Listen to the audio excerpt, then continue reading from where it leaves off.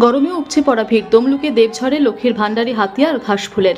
ভোটযুদ্ধের অন্তিম লগ্নে রবিবার ছুটির দিনে তমলুকে কার্যত প্রচারের ঝড় তুলল তৃণমূল কংগ্রেস।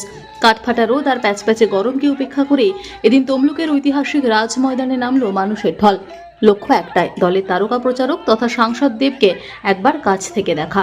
এদিন হেলিকপ্টারে চড়ে রামনগরে সভা সেরে আস্তারায় নামেন ঘাটালের সাংসদ। সেখান থেকে সড়কপথে যখন তিনি তমলুক রাজবাড়িতে পৌঁছন, তাকে ঘিরে উচ্ছ্বাস ছিল চোখে পড়ার মতো। তবে দেবের গলায় এদিন কেবল রাজনীতির চেনা হুঙ্কার নয়, শোনা গেল ভিন্ন সুর।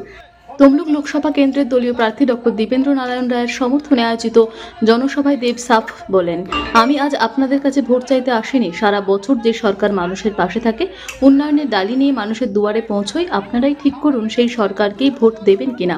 এদিন কেবল মঞ্চে ভাষণ দিয়েই ক্ষান্ত থাকেননি অভিনেতা। সভাস্থলে আসা সাধারণ মানুষ থেকে শুরু করে ক্ষুদে অনুরাগীদের আবদারে বারবার সাড়া দিয়েছেন তিনি।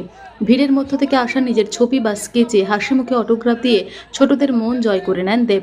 বক্তব্যের সিংহভাগ জুড়েই দেব তুলে ধরেন রাজ্য সরকারের একগুচ্ছ জনমুখী প্রকল্পের খতিয়ান। 2011 সালের বিধানসভা নির্বাচনের আগে দেওয়া মুখ্যমন্ত্রী মমতা বন্দ্যোপাধ্যায়ের প্রতিশ্রুতির কথা স্মরণ করিয়ে দেন তিনি।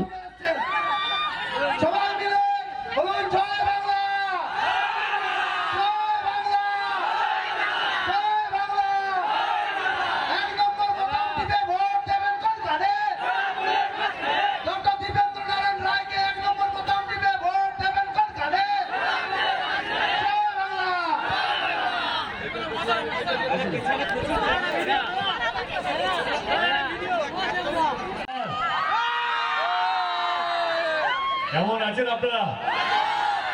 খুব ভালো, খুব ভালো। এই এত গরমে খুব ভালো আছেন কি? না না, আপনাদের সকলকে